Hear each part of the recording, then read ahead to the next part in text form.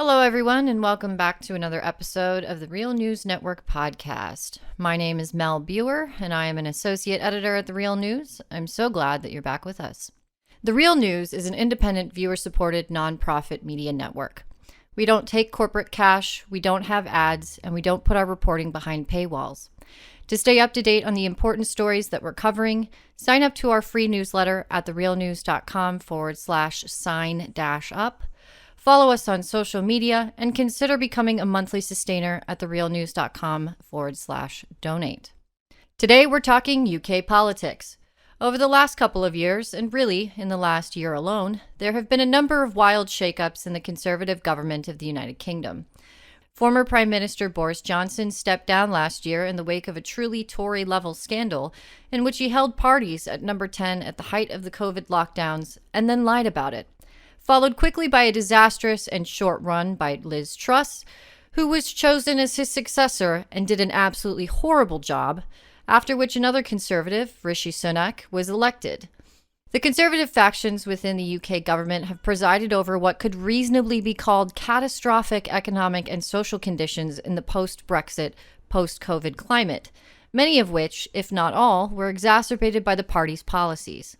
There's a lot to talk about and contextualize, so let's just get into it. With us today is writer, podcaster, and Real News contributor Jon Greenaway to discuss. Before we get started, would you like to introduce yourself, Jon? Yeah, thank you so much for having me to talk about this with you. Yeah, my name is Jon Greenaway. I am a former academic, a writer and podcaster from the north of England. I write about culture and media and philosophy, but I also write about politics for the Real News Network when something particularly newsworthy is happening here in the UK. Great to have you on. Okay, where to begin? Maybe the best place to start is the continued fallout of the Johnson Partygate scandal.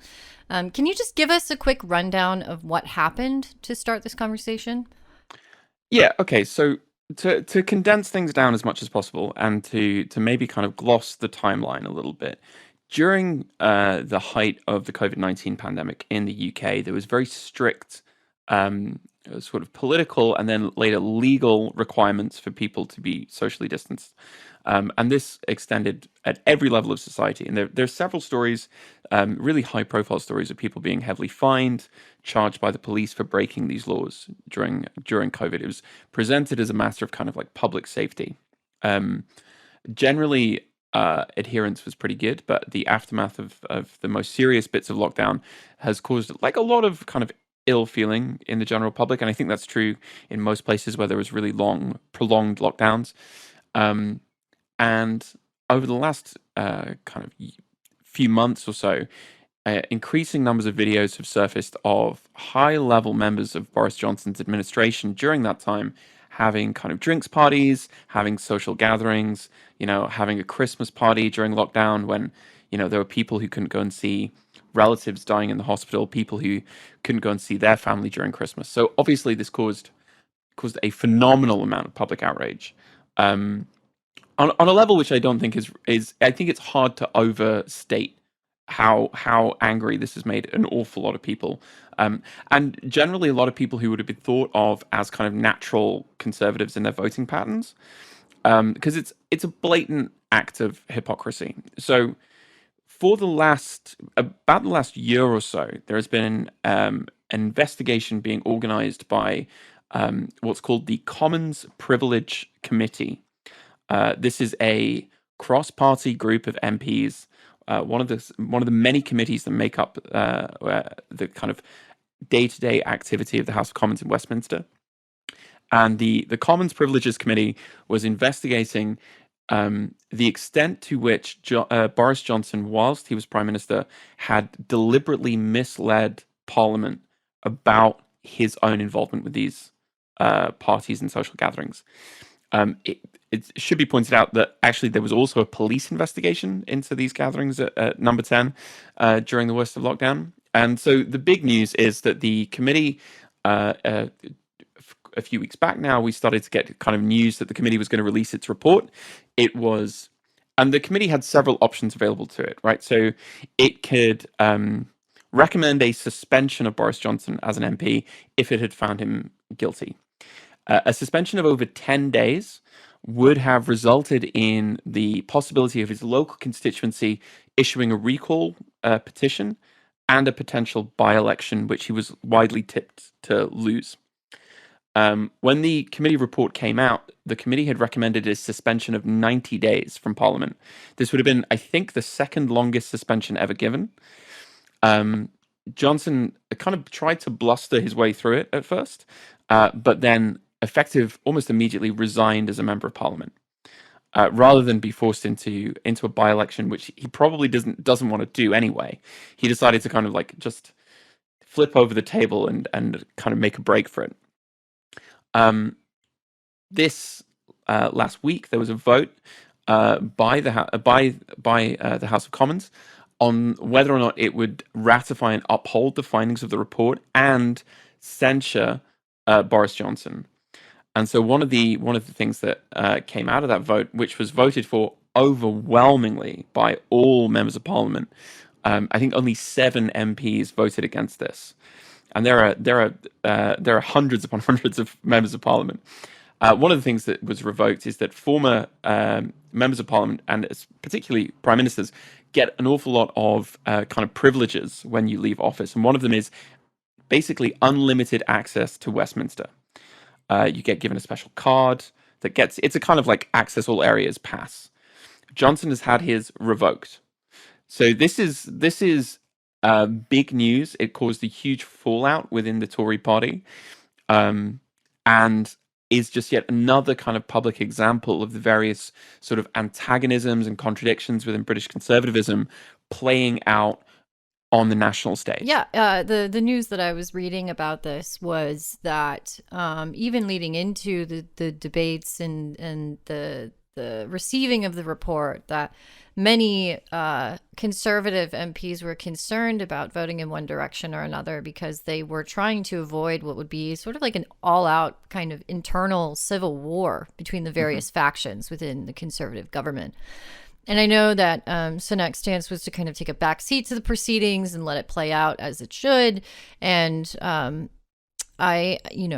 he ran on this platform of accountability in the government, if I remember correctly. And so this was a really kind of a moment for him to step back and see how it came forward. Do you still see, in your assessment, do you still see these internal divisions worsening within the Tory government, or is this something where they finally fell into lockstep with each other and you don't see much fallout from it? Yeah, generally, British conservatives are very good at doing kind of falling in line. Like they've known, like historically, the history of British politics is the history of like conservative infighting.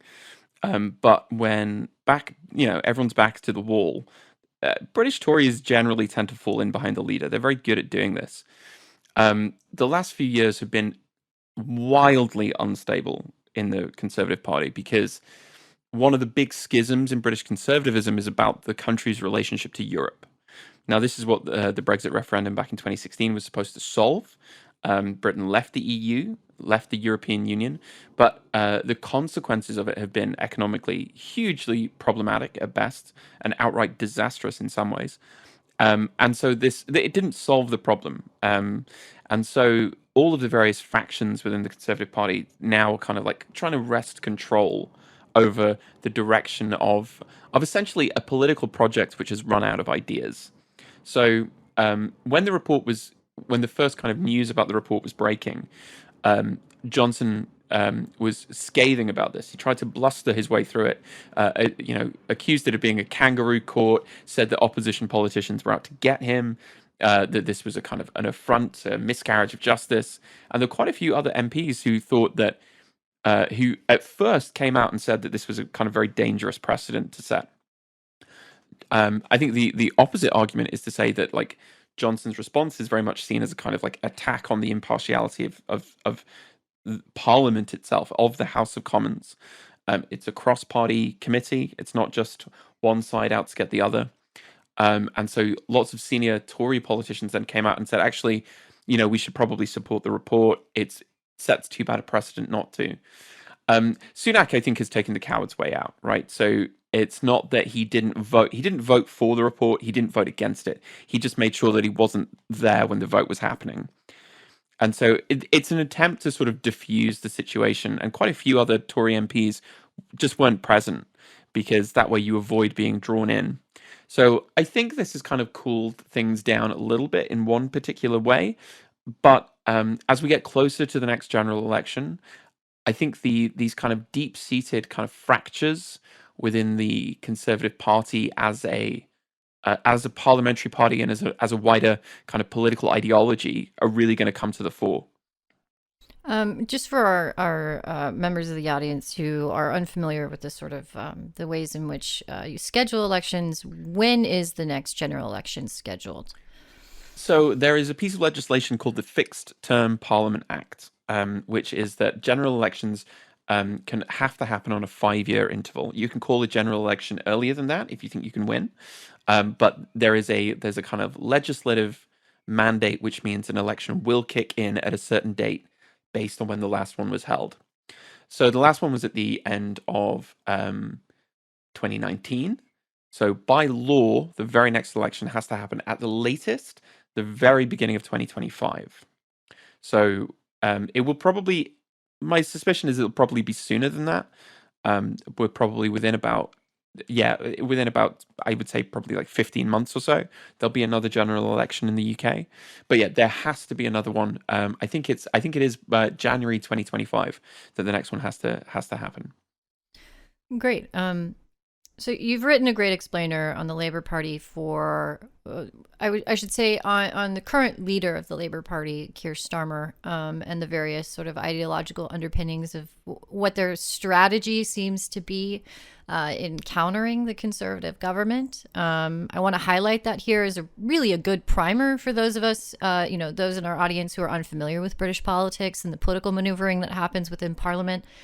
To expand upon this, though, let's talk about Labour's response to the sort of fiasco, to the Johnson scandal, and the ongoing crisis that's been happening in the UK. This inflation crisis is getting worse, which is creating an even more stark crisis of legitimacy for Sunak's government. Labour are poised to take advantage of this instability. Can you kind of give us a sense of what the economic and social conditions have been like in the last year or so, and what Labour is doing to position itself for what I assume they're hoping or planning on being a success in the next election, in terms of parliamentary sort of majority and what's coming next? Yeah. So I think it's really important to kind of to emphasize the kind of economic fragility in the UK at the moment. As a country, its economy is very heavily weighted towards financial markets and towards the City of London.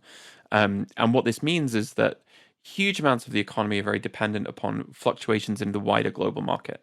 A really big problem that's coming down the line very quickly is that inflation is very high and has been running at somewhere between, depending on the charts you look at, has been running somewhere between 7 and 10%, which means purchasing power goes down.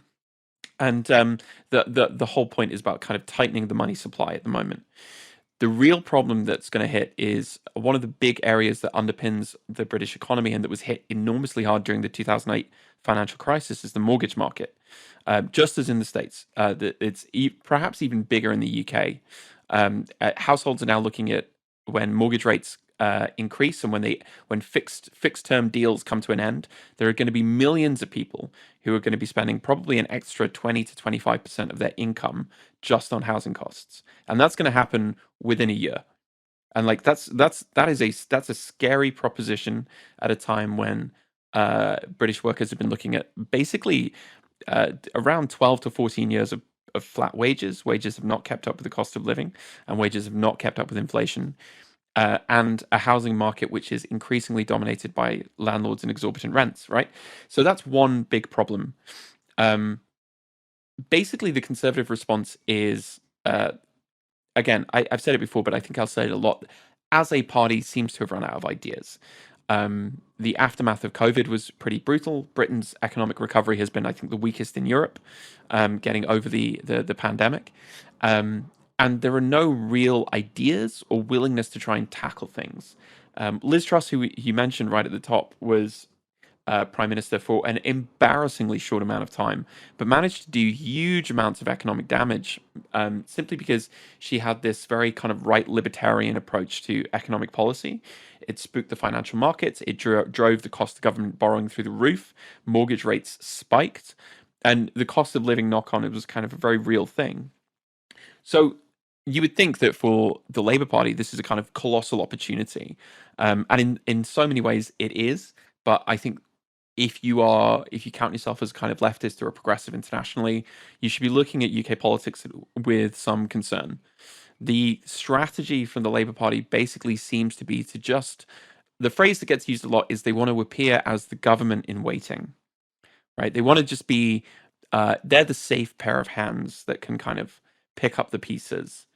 But as I mentioned a little bit in the kind of primer that you mentioned that I wrote for the Real News, a lot of the kind of policy suggestions and the priorities that have come out of Starmer and Starmer's kind of handpicked front bench politicians doesn't really seek to address any of these deep systemic problems within the British economy. It isn't going to make life easier for a lot of working people. A lot of his stuff is very reticent to be so the big attack line that Conservatives have used against Labour is that Labour spends too much money. And so we've had 13 years of chronic underinvestment, 13 years of depressed wages, 13 years of massive cuts to public services. Local government spending has been cut by about half in a decade, which has this colossal knock-on effect on the social fabric of an entire country. In fact, of an entire generation of people. All of Labour's kind of policy announcements have been of all the things that they're not willing to do.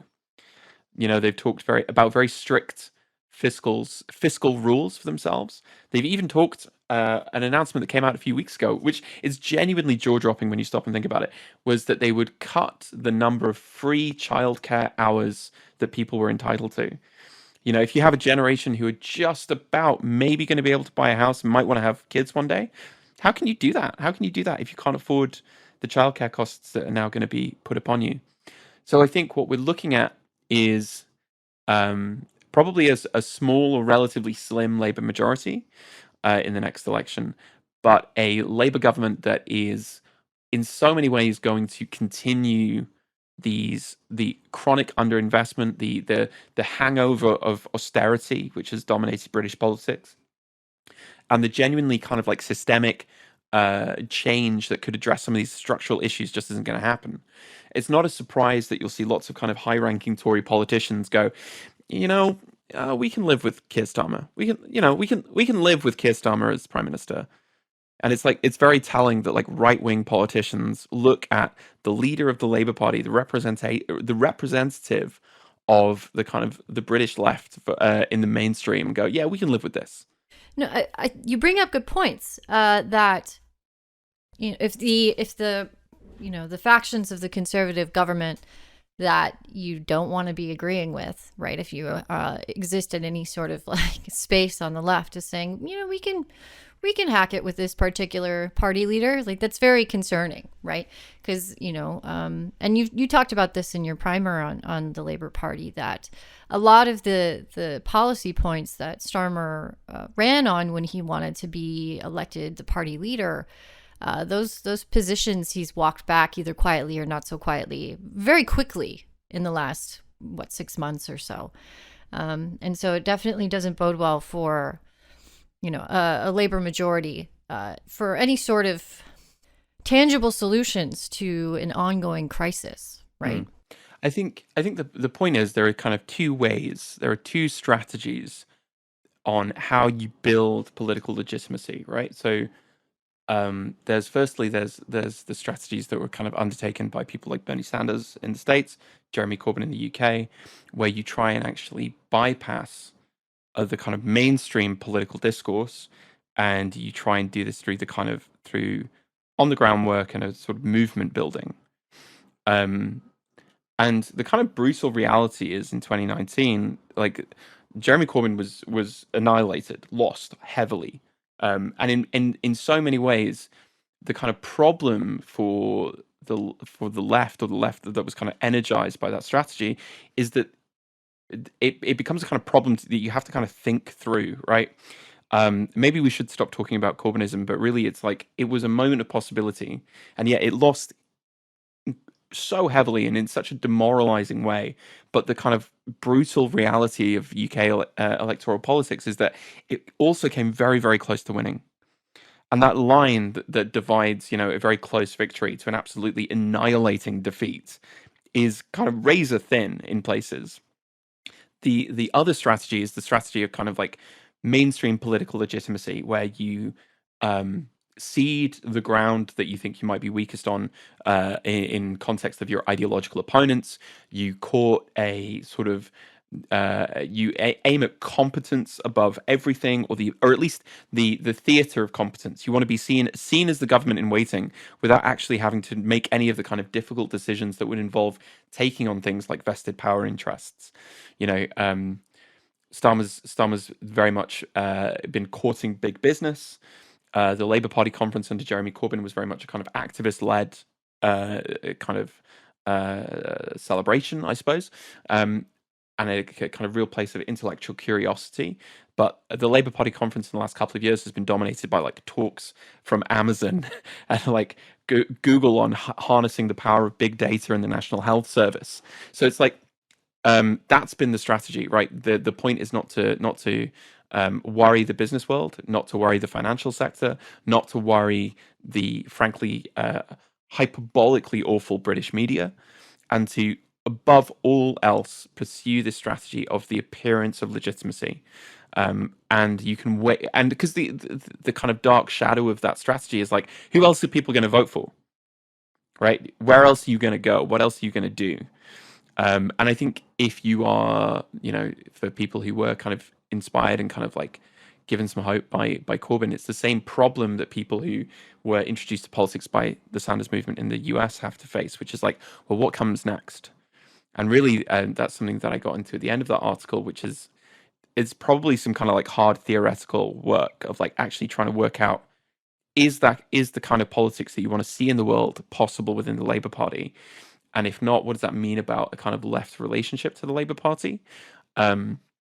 And as a result, what kind of politics, what kind of governmental politics are we probably going to get from this version of the Labour Party? The question that comes to mind when you're talking about this, particularly about this sort of government in waiting, the non-committal sort of action of making promises to the corporations and really having not much to throw in terms of scraps at a voter base, right, of working people. What happens when, are you worried that, this government gets into power and begins making decisions?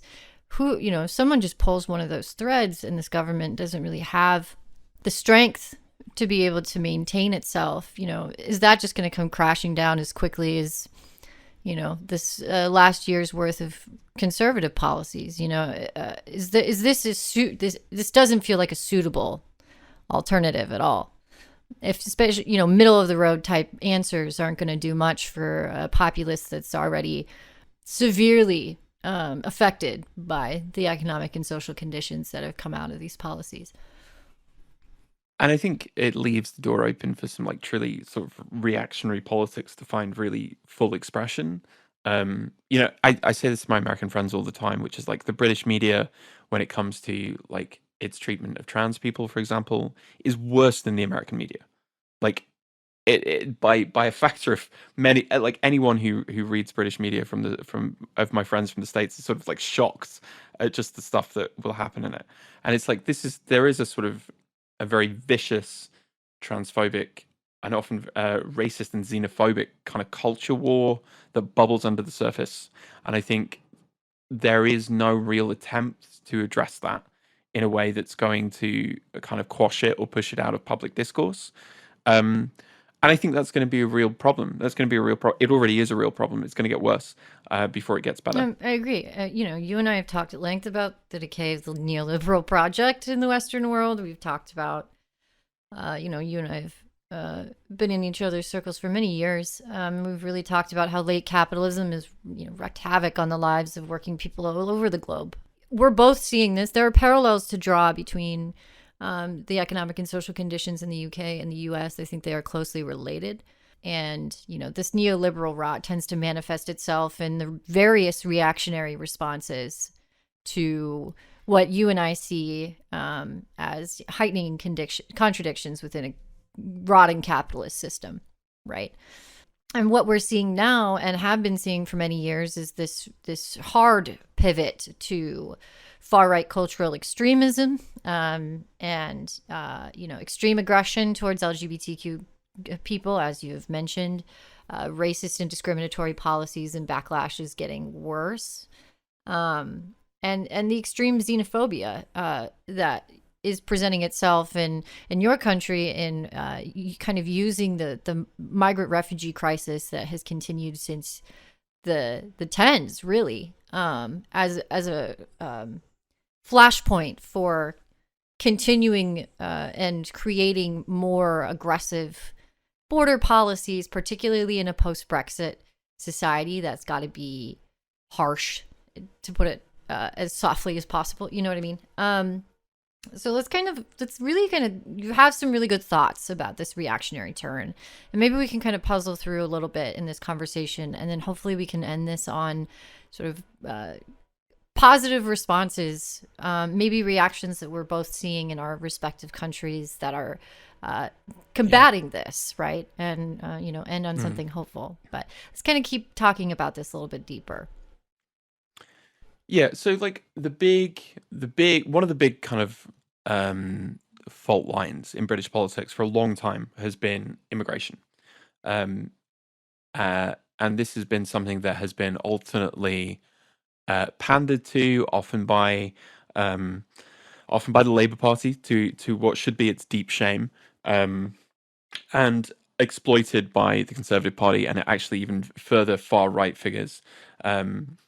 Brexit was sort of fought on the basis of controlling immigration, which is a kind of very vile little euphemism that gets tossed around on the political right. And I can't help but think of the former politician Joe Cox, who was a Labour member of Parliament for the North of England, for a constituency in the North of England, who was assassinated by a far right political activist, primarily because of her work with refugees. And this was in the lead up to the Brexit referendum. And Nigel Farage, a kind of odious figure in British politics, was on television boasting about how it was a revolution where no guns had been fired, and there was a politician dead in the street. She was someone who talked very kind of passionately about the importance of kind of like integrated communities and the value and kind of importance and dignity of asylum seekers and refugees.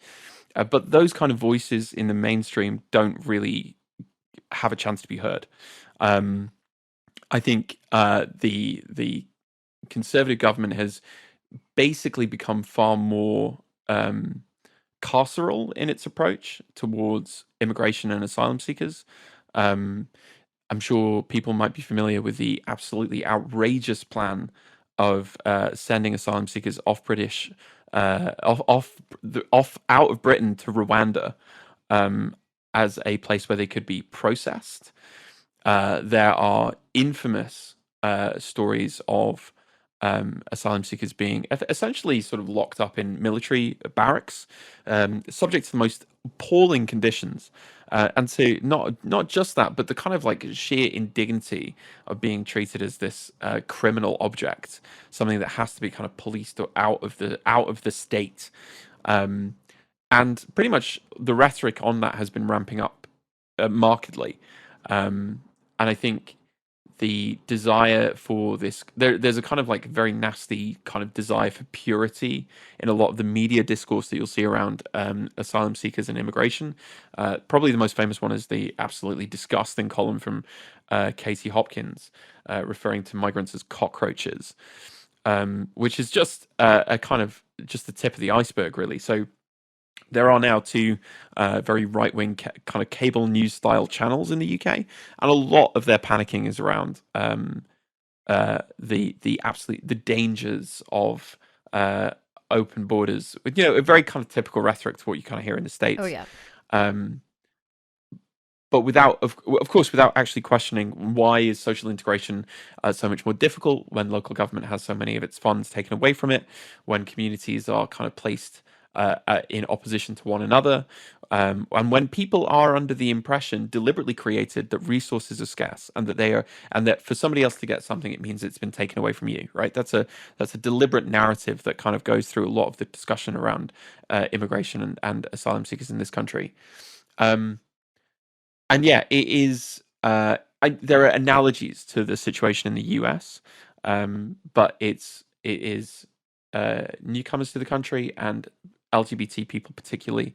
Those are two groups that have been the focus of kind of prolonged, sustained media attention in a way that is deeply concerning. And actually, as a point of principle, any politician on the left should be willing and able to kind of take a very clear stand against that, against the kind of culture war, fear mongering of people who are our friends, our neighbors, our family, our comrades, um, and defend them. Because otherwise, what are they for?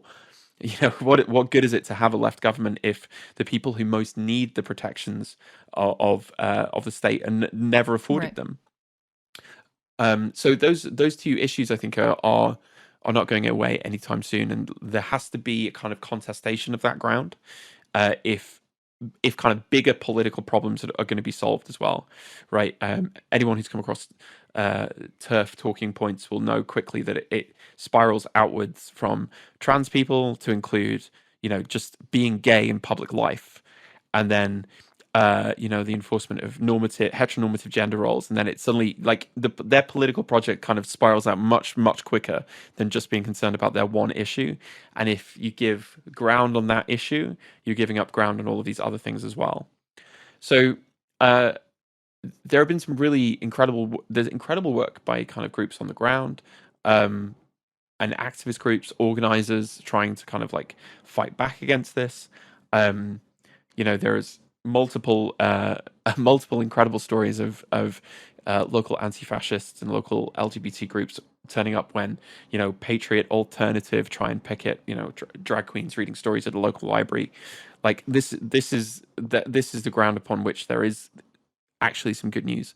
But I don't think the Starmerite Labour Party has any kind of real answer for this sort of populist, vicious reactionary You, politics. you kind of speaking to the choir here, right? We've been dealing with essentially the exact same conditions in the United States, right?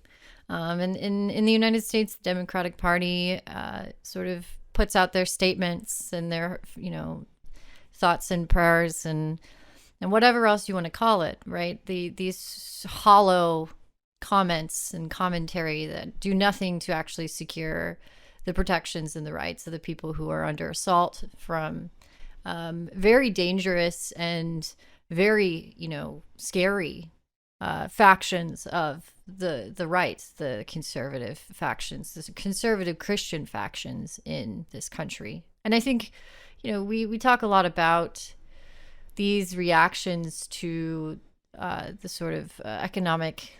I don't want to reduce this to just economic conditions because it's a far more complex topic than that.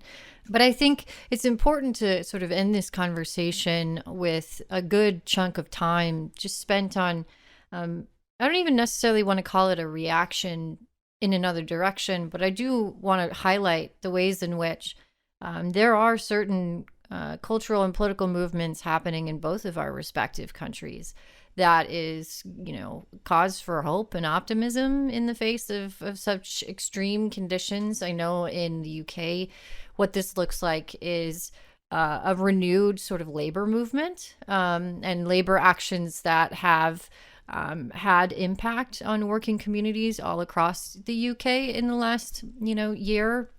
I mean, also the sort of increasing influence of labor unions in the wider political project. And hopefully this means that they can, be a group that can continue to have an impact in policymaking, and at the very least be a group of individuals, working people in general, who can't be ignored by any government, right? Do you want to just kind of give us a little Yeah, there's a couple of things. There's a couple of things I think are really important to mention right at the top. There's an increasingly active anti-raids network in the UK. So, um, one of the things that the Home Office will do for in terms of like chasing immigrants is do what they call raids on a neighborhood, where they'll turn up, they'll arrest everybody, they'll demand to see papers. If you don't have papers, you get taken away. And so there is, it started in London, it's appeared in lots of other cities now, this anti-raids network where people will turn up, will blockade doors, will get people out of their homes, will keep them safe. I think maybe a really good example of this is it happened in Glasgow. And honestly, it's a really moving story if you look it up. A few guys were held in an immigration van, and essentially the entire community, hundreds of people, came out. People laid under the wheels of the van to keep the people who live in their neighborhood in their neighborhood. And I think it's a beautiful example of like, if like we keep each other safe, right? That's the motto of the story. So the anti-raids network, I think, is a great thing, and I think that's going to continue to grow. I think the increasingly there are problems within it and potential issues that could come up. But I think the increasing militancy of trade unions is an unequivocally good thing, because it's an empowering thing for working people to see that they can exercise their own political agency. Political agency doesn't have to be deferred to a kind of like identitarian label of which party do you vote for. And political agency can be something more than just something that happens every 5 years when the state tells you you're allowed to vote now. like, so the wave of strikes has had some notable successes.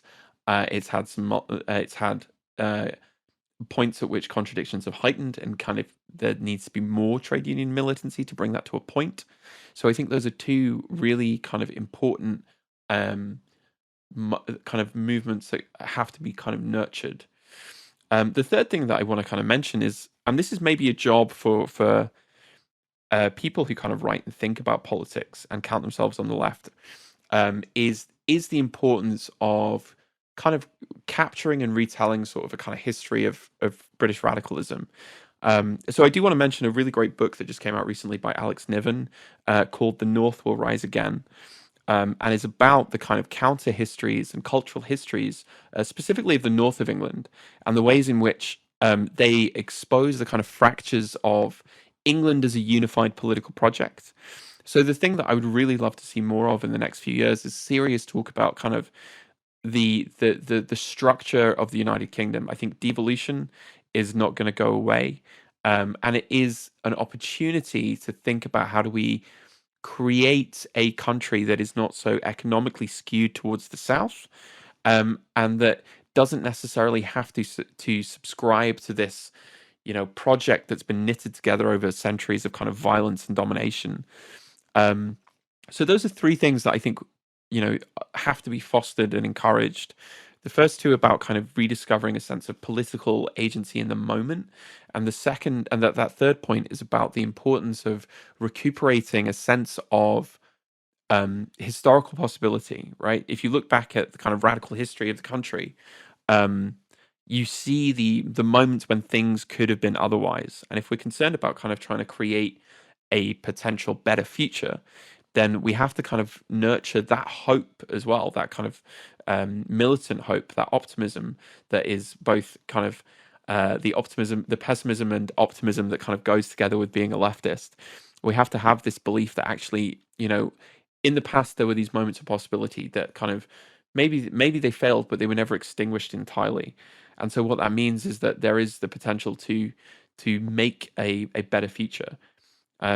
There's a great Welsh historian called Gwyn Williams who said that he wrote a book called "When Was Wales?" He said Wales is always being made, and it's made by the people who live there if they choose to do it. And the point is like, well, what is Britain? What is English politics? And it's like, well, it's made by the people. And so I think those are three things that I think are really important to kind of hang on to. The first two are very practical, involved in kind of on the ground organizing and actually trying to build some sense of kind of class consciousness in the moment. But that third one is about looking back to the possibilities of maybe even very recent history, and actually using those as catalytic for understanding the possibility of the future. That, I think, is a great sort of endpoint that we can get to with this conversation. That is all the time that we have today. Thank you again, Jon, for joining us. It's always a joy, and I always come away from our conversations feeling 50 times smarter. So thank you for joining us, and we want you back on this program anytime you want to join to talk about anything, not just UK politics, but whatever writing you've got going on. I really appreciate you taking the time to speak with me today. Can you just let folks know where to find you, your podcast, your other writing? Take it away. Drop some links. Yeah, you can find me on social media as at the Lit Guy. I have a couple of books coming out next year, which I'm working on at the moment, and people can get sneak peeks of those over on patreon.com/thelitcritguy. I am the co-host of a podcast about media analysis, horror movies, and radical politics. So if you like that, please do check out Horror Vanguard wherever you get your podcasts from. And yeah, thank you so much for having me on the show. That's it for us here at the Real News Network podcast. Once again, I'm Mel Buer, Associate Editor at The Real News. Feel free to follow us on your favorite social media as we continue to bring you independent, ad-free journalism. Until next time. Thank you so much for watching The Real News Network, where we lift up the voices, stories, and struggles that you care about most. And we need your help to keep doing this work. So please, tap your screen now, subscribe, and donate to The Real News Network. Solidarity forever.